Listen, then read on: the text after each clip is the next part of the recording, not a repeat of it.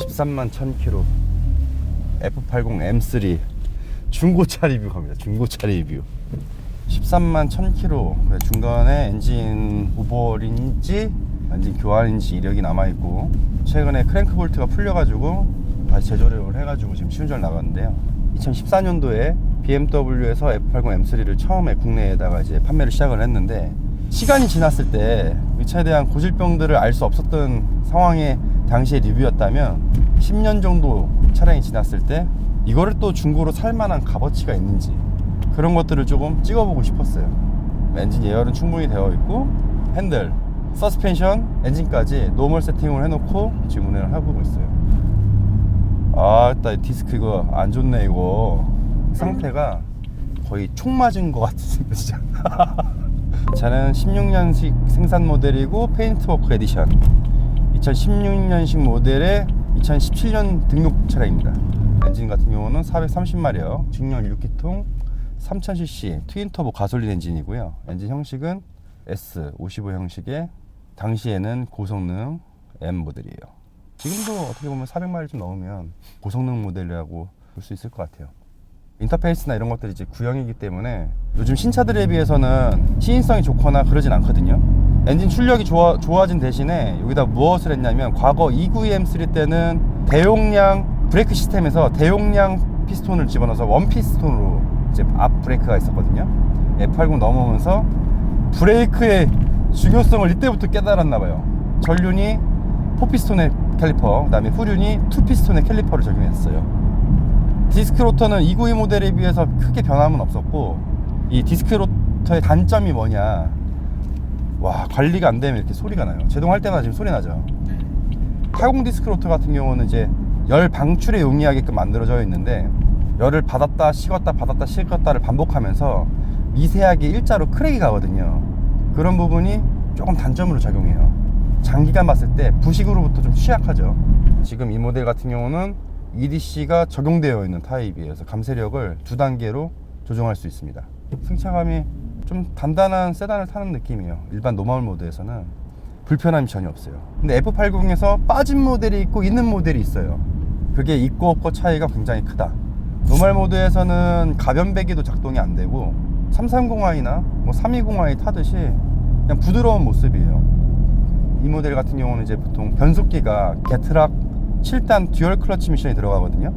허용 토크량이 높아서 이 변속기를 가지고 F10 M5 560마력짜리에도 적용이 됐죠. 자동 변속기가 아니라 습식 듀얼 클러치 미션이다 보니까 약간 저 RPM 구간에서 울컥거림이 좀 심했다, 이런 좀 단점이 있습니다. 중고로 사신 분들 보면은 이게 고장난 거라고도 생각하실 수가 있잖아요. 딱 이래요. 초기 악셀링 궤도량에 따라서 흔히 말 타는 증상이 좀 생기는 부분들이 많거든요. 그럴 때는 악셀을 더 밟으시거나 아니면 악셀을 떼버리세요. 중고를 고려하신 분들이 제일 궁금한 게 뭐겠어요. M이라 하면 고장이 너무 잘 나는 거 아닐까, 연비가 너무 많이 떨어지는 것은 아닐까, 관리를 엄청나게 정말 더 많이 해줘야 되는 건 아닐까라는 것을 많이 궁금해 하실 것 같아요. 실제 그렇지 않습니다. M5에 비해서 M3는 정비성도 그나마 용이하고 충분한 내구도와 충분한 연비를 가지고 있어요. 좋은 연비를 가지고 있어요. F30 3 시리즈 모델에 비해서 타이어도 커지고 높이가 좀 이제 낮다 보니까 노면에서 받아들이는 충격들을 잘 흡수는 못해요. 세단이지만 스포츠카다라고 그냥 느껴지긴 하거든요. 일반적으로 이런 고속 코너들이 많잖아요. 노멀 모드임에도 불구하고 핸들의 묵직함 되게 여유로워요. 오일온도가 100도 정도 됐어요. 충분하게 웜업이 된 것 같아. 그러면 대부분 이제 바꾸죠. M1 버튼을 누릅니다.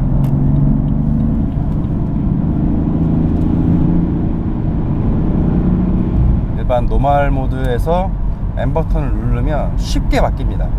바로바로 즉각적으로 변형돼요. 근데 차에 최소 3개월 적응 전까지는 M 버튼 세팅해 놓은 걸 넣어놓고 전투력 있게 타시는 거는 반대합니다.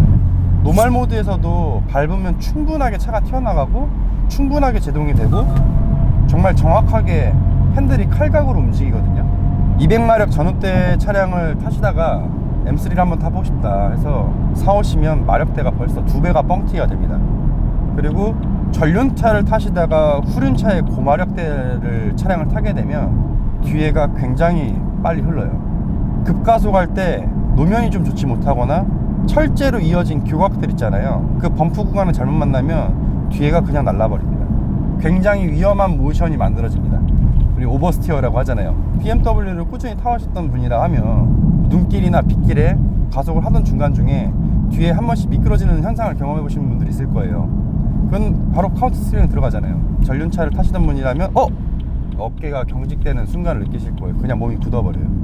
BMW에서는 드라이빙 센터라는 것을 또 운영하잖아요. 비용을 주고 M 차량으로 서킷을 타거나 원돌이, 그 다음에 오버스티어, 언더스티어를 만들어 보고 운전을 하는 법을 또 제대로 배울 수가 있거든요.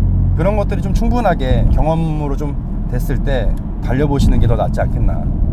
굳이 M 모드를 넣지 않더라도 원하는 대로 서스펜션의 단단함, 핸들의 이제 무거움의 정도, 변속기의 반응 등을 하나하나 좀 세팅을 해볼 수가 있어요. 여러 개의 버튼들이 있거든요. 변속기의 감도, 핸들의 감도와 EDC, 악셀링의 감도들을 조절할 수가 있습니다. M 기어봉, 전형적인 M 기어봉인데 말이죠. 귀엽게 생겼어요. 귀엽잖아요. 중고차 시장에서 뭐 바이크도 마찬가지고 자동차도 마찬가지라고 저는 봐요. 동계 시즌에 왔을 때 스포츠카들이 하나둘씩 더 많이 나오기 시작해요. 방치하느니 팔겠다 하시는 분들이 훨씬 많거든요. 다 그런 건 아니겠지만 좀 그런 게 많더라. 지금 M1 모드에서는 자동 변속 모드에 풀 스로틀 핸들 스포츠 모드로 타고 있는데 배기음이 바뀌죠. 네, 그냥 확 바뀌어버리네요. 네. 이러려고 타는 거 아니냐고. 순간 펀치력 때문에 많이들 밟으시는데 그게 뭔 줄 알아? 지금 내가 쓴 RPM 영역대가요 4000rpm입니다 트윈 터보 엔진에서 그 토크가 얼마나 세겠어요. 이런 것들을 많이 걱정하실 것 같아. 이 차량이 정말 순정 차량인가, 격하게 타지 않았을까 걱정하셨을 거 아니에요. 요거를 이제 온보드라고 칭하는데, 내 차량에 들어가시면 기술 체험하기가 있죠. 스포츠 디스플레이라는 게 있습니다. 그러면 홀스파워, 뉴턴미터가 나와요. 제가 3000rpm까지만 올려보겠습니다. 가속할 때 3000rpm 거의 300마력대까지 나왔죠. 그리고 토크가 72토크에 찍혀있네. 그래서 고성능 차를 제가 저희 아들한테 3000rpm에다가 봉인을 해놓겠다는 얘기예요. 300마력이 적은 마력은 아니잖아요. 매핑을 하면 이 디스플레이가 바뀝니다. 왜 이렇게 마력대하고 토크가 높지? 100% 매핑 차예요. 중고로 보시는 분들이 가성비를 많이 찾는 거잖아요. 가성비, 금액 대비 이 정도 출력이 나와서 쓰면 좋겠어, 고장 또한 좀 잘 안 났으면 좋겠어 라고들 많이 하신단 말이에요. M 모델 같은 경우는 G바디 340i랑 비교를 할게요. M340i가 따라올 수 없을 만큼의 쿨링 시스템이 잘 되어 있습니다. 변속기 쿨링, 그 다음에 엔진오일 쿨링이 2개가 들어가 있어요. 인터쿨러, 메인 흡기 매니폴드 안에도 쿨러가 들어가지만 조수석 앞단에도 순행식 쿨러가 들어가 있어요. 그냥 풀악셀로 막 다녔을 때도 엔진 냉각만큼은 내가 책임질게 달려봐야 해요. 그러다 보니까 정말 가혹하게 몰아붙이지 않는다면 이만큼 좋은 차가 없다는 얘기예요. 신차 타시는 분들은 이 모델보다는 더 안전하게 구성이 되어 있죠. 전방 레이더 센서나 축구방 레이더 센서 같은 것들이 있어서 워낙 또 빠르게 개입을 하고, 정말 초가속으로 잘못 사고 난 건 아니고서는 지금 M3, M4 모델들이 훨씬 더 안전하다고 볼 수 있긴 해요. 그리고 타이어 사이즈도 훨씬 넓어졌고, 거기다가 사륜이다 보니까 타이어 접지력이나 이런 것들이 훨씬 더 높잖아요. 출력이나 이런 것들이 훨씬 더 우위에 있지만 실제 날것의 느낌을 주는 것은 F80 M3가 마지막이었다고요. 제가 G바디 M2도 탔었잖아요. 날것의 느낌이 없어. 지금 들렸죠? 감속할 때 철커덕. 게트락 7단 듀얼 클러치, 이 변속기만에 가지고 있는 그냥 특징이에요. 가다서다 그러면 철커덕.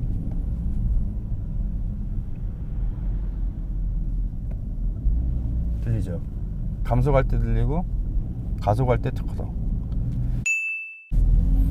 아우 저 쉬고 계시네. GTS 4.0 멋있어.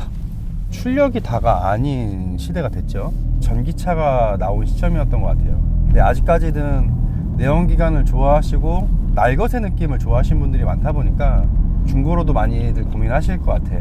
그럼 제가 이 차를 사야 되는 이유를 얘기 좀 해드릴게요. 더 쿨링 시스템이 좋다라고 제가 중간에 한번 얘기를 드렸는데, 어느 정도로 좋냐면 M 버튼을 누르면 즉각 냉각수 온도를 70도까지 떨어뜨립니다.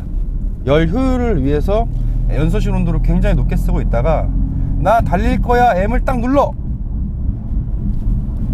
그럼 이때부터는 냉각수 온도를 엄청나게 떨어뜨리기 시작해요. 노말 주행보다 훨씬 더 냉각 효율을 극대화로 풀로 높여버려요. 남 믿고 달려봐, 전력 출제를 해도 내가 다 시켜줄게. 여태까지 모든 M들이 다 그랬어요. S55 이 엔진에서 만큼은 엔진이 우리 흔한 얘기로 박살나서 들어오는 경우가 거의 없다는 얘기예요. 캠축이 좀 손상이 있다거나 크랭크 볼트가 과도한 토크 때문에 일부 풀리는 사례는 있었는데, 실제로 이 엔진에서 터보를 갈아본 적도 없어요. 터보 또한 냉각을 엄청나게 잘 시킨다는 얘기거든. 일반 터보에는 오일이 공급되죠. 일반 공회전 상태에서도 굉장히 높은 속도로 돌아갑니다. 이 터보를 뭘로 시키냐면 냉각수가 시킵니다. 그래서 터빈 곡착과 터빈 열 변형을 방지하기 위해서 터빈에도 냉각수를 공급을 해요.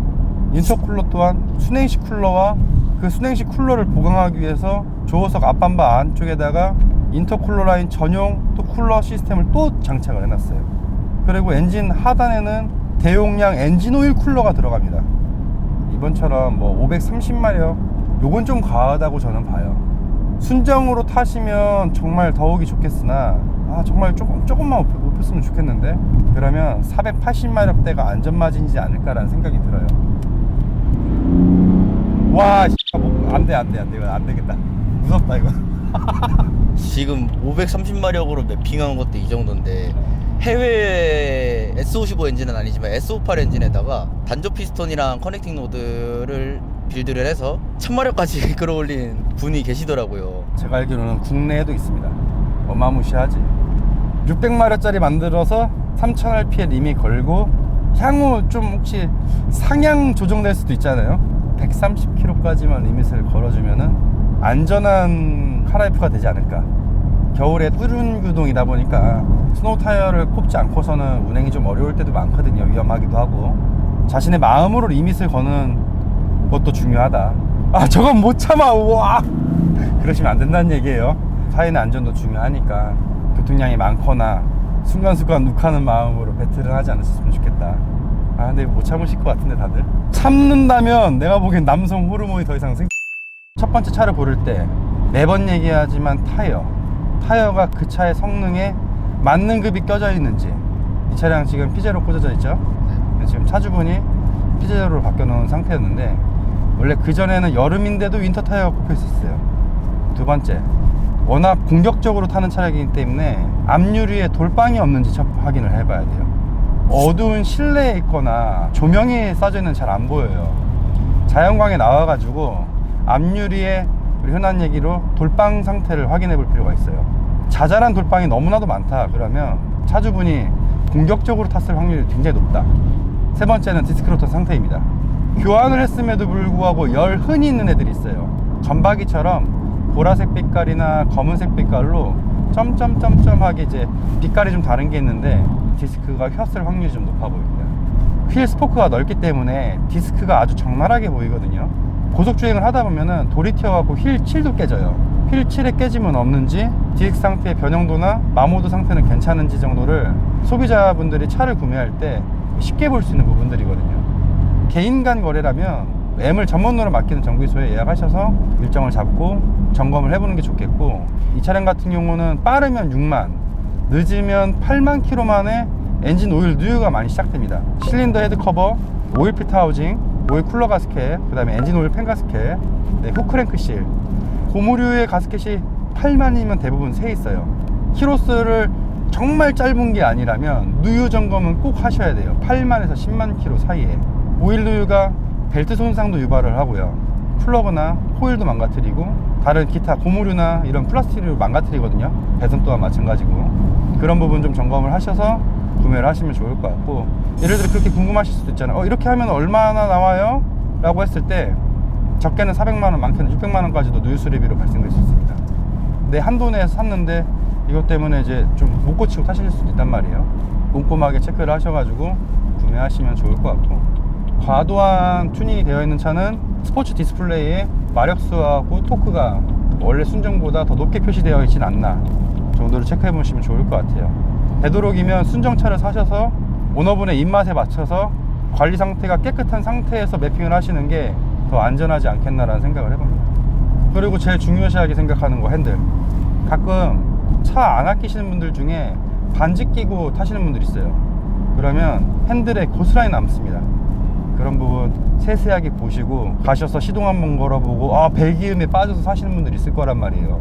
그러고 나서 사갖고 오시면 잘못된 매물을 사셔서 또 고생하신 분들이 걸어 있기 때문에 한 번 보시고 두 번 보시고 세 번 보시고 여러 차를 여러 번 보시다 보면은 이게 원래 이런 차가 이 정도 급이어야 되는구나. 그래서 안 좋은 차를 구분할 수 있는 눈이 생깁니다.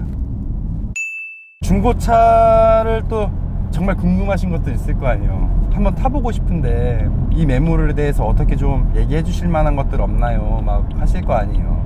그런 것들 이제 댓글로 적어주시면 저희가 추려가지고 이제 기회가 생긴다면 또 찍어보도록 하겠습니다. 맞아요. 뭐 다양한 차들 있잖아요. 이번 편은 가성비적으로는 갑이다. 진짜 최고의 장난감이다. 네, 최고의 장난감. 그래서 저는 어차피 겨울 지나면 또 차값이 또 떨어질 것 같아요. 또 내년에 한번 볼게요. 감사합니다.